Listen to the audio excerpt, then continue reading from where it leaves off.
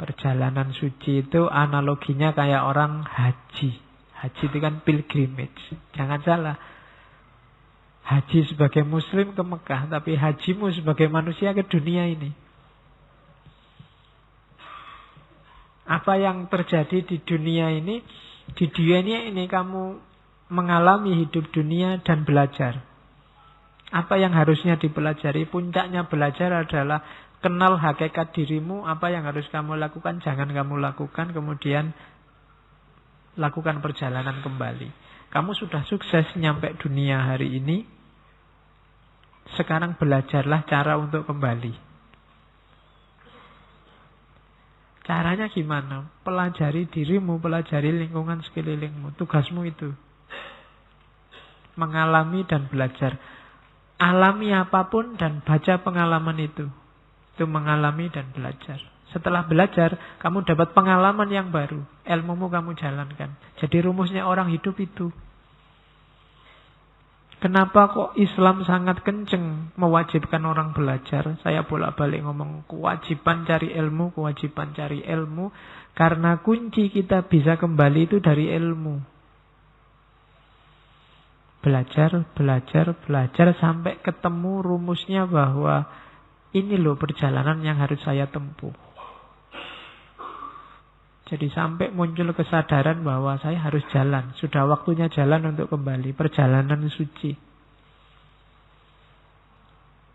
Karena yang tidak tuntas, tidak bisa nafasnya mutmainah, tidak bisa kembali. Yang bisa kembali ayat Tuhan nafsul mutmainah yang irji'i.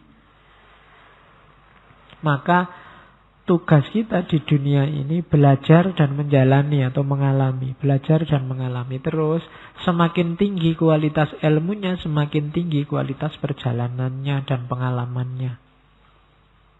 Dan ini muter. Ini kuncinya ilaihi roji'un. Kita yakin benar bahwa hidup itu ilaihi roji'un, tapi kita tidak belajar cara kembali. Kayak kalian kalau kalian piknik, berangkat sudah nyampe sih, cuma tidak ngerti jalan pulangnya gimana.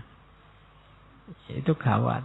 Jadi ada perjalanan suci kita di dunia ini, ayo diselesaikan. Ayo kita cari gimana caranya kembali. Kalau perjalanan kan berarti ini cuma mampir, bukan rumah kita.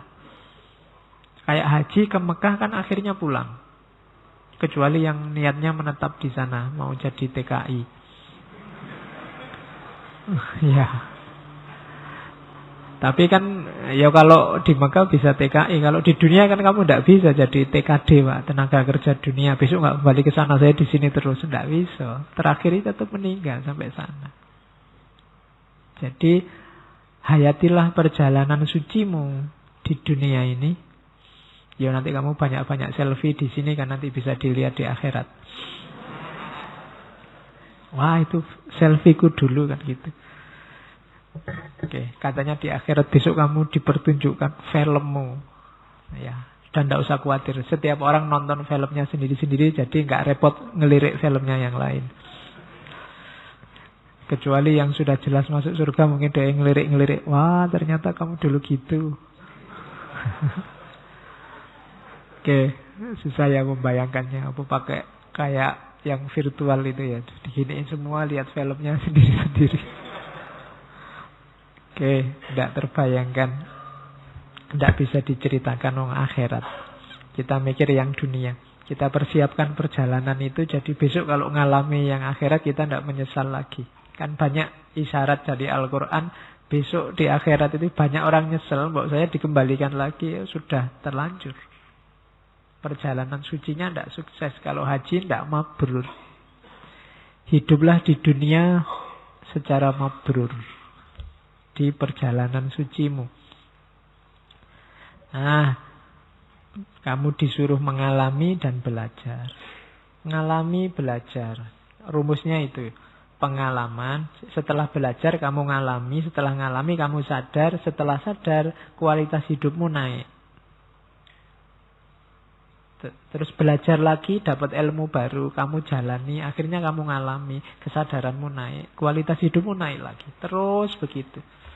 Makanya Tambah terus ilmumu, wawasanmu, biar kualitas hidupmu naik. Kesadaranmu bertambah dan kamu semakin menuju kesempurnaan. Kalau bahasa agama, yaumuhu khairun min amsihi. Jangan ditutup. Kalau ditutup macet kamu. Selesai dengan kebenaranmu hari ini yang tidak mesti benar. Wong itu kan kebenaran versi kita hari ini. Sejauh yang bisa kita jangkau, yang bisa kita pahami dengan ilmu kita sekarang. Buka terus dirimu, kasih wawasan-wawasan baru.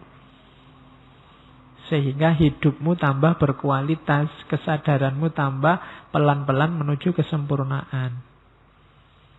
Kamu lampaui 3 dunia, dunia fisik, dunia mental, dunia spiritual. Jadi jasmaniah, kemudian masuk ke ranah mental, kemudian masuk ke ranah ilahiyah yang spiritual. Oke, jangan khawatir katanya Blavatsky. Seringkali dalam hidup ini kesadaran spiritual kita hilang oleh kesibukan-kesibukan dunia, kebutuhan-kebutuhan dunia yang sementara. Tapi jangan khawatir. Kesadaran itu tidak kemana-mana. Setiap kali kamu panggil dia, kamu butuh dia, dia pasti datang. Cuma sekarang kamu cuekin. 90% hidup kita kamu sibuk dengan dunia. Jadi katanya Blavatsky lewat teosofinya, ayo kita sadari bahwa diri kita ini punya kedalaman.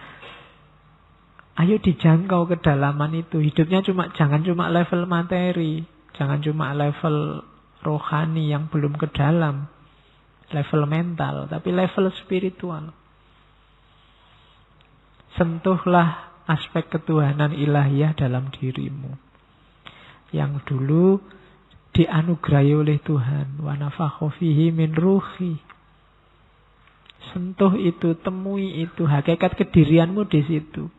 Labelmu sebagai manusia karena punya kualitas spiritual itu. Kalau cuma fisik, kalau cuma mental, mental itu kan bisa marah, bisa sedih, bisa tersinggung. Hewan juga punya. Kalau cuma mental, banyak makhluk yang lain punya.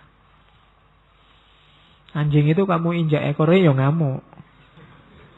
Anjing kok marah kayak manusia aja. Loh, yo.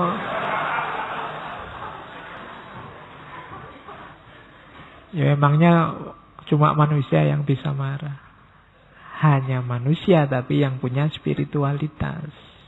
Itulah hakikat terdalamnya. Sentuh itu. Gali itu. Ya kadang-kadang kita sangat sibuk oleh dunia sehingga tidak nyampe ke sana. Tapi katanya Blavatsky tidak usah khawatir. Dia selalu siap apapun kamu tempuh. Cuma masalahnya kalau kamu tidak segera menyentuh, kamu berani menjamin durasi waktumu berapa. Kita dikasih jatah berapa oleh Allah. Jangan-jangan sebelum mutmainah kita sudah dipanggil. Kalau dalam Islam sebelum mutmainah dipanggil ya dicuekin.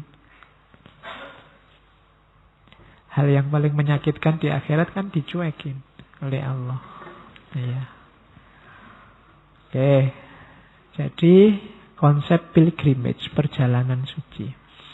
Nah, oleh karena itu rumus selanjutnya, perhatikan pikiran dan tindakan kita. Jadi pikiran dan tindakan membawa pengaruh. Karena Blavatsky ini lebih dekat sama Hinduisme, Buddhisme, dia pakai istilah karma. Jadi dan ada reinkarnasi. Kalau karma menjelaskannya harus agak hati-hati. Mungkin kalau dalam Islam mungkin tidak sevulgar kalau dalam setegas kalau dalam Hinduisme, Buddhisme, kalau dalam Islam itu mungkin pakai ayat Faman ya'mal misqala dzarratin khairan yarah wa may ya'mal misqala dzarratin syarran yarah. Barang siapa melakukan kebaikan sekecil apapun, dia akan melihat hasilnya. Barang siapa melakukan keburukan sekecil apapun, dia pun akan lihat hasilnya. Ini konsekuensi dari tadi bahwa hidup ini saling berkait. Yang kamu lakukan apa, itulah yang akan kembali. Kamu mengupayakan apa, itulah yang akan datang.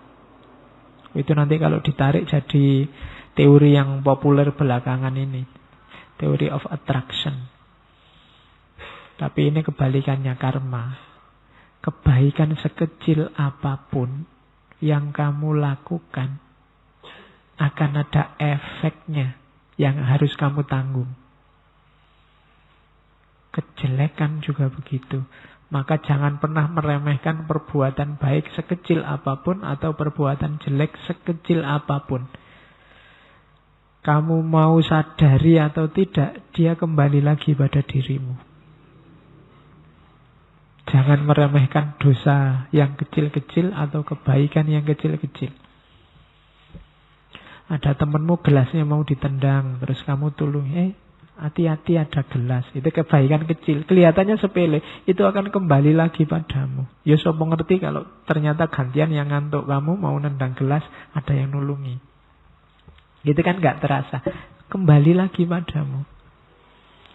Kejelekan sekecil apapun juga kembali. Alah Pak, bohong kecil aja. Males Pak jawabnya, dia cerewet sih. Misalnya, saya bohong kecil-kecilan. Itu nanti ada efeknya juga. Jangan menyepelekan kesalahan, dosa, kalau bahasanya agama maksiat, yang kecil-kecil. Dan juga kebaikan yang kecil-kecil. Ada efeknya, semua akan kembali. Di level dirimu dan di level alam semesta.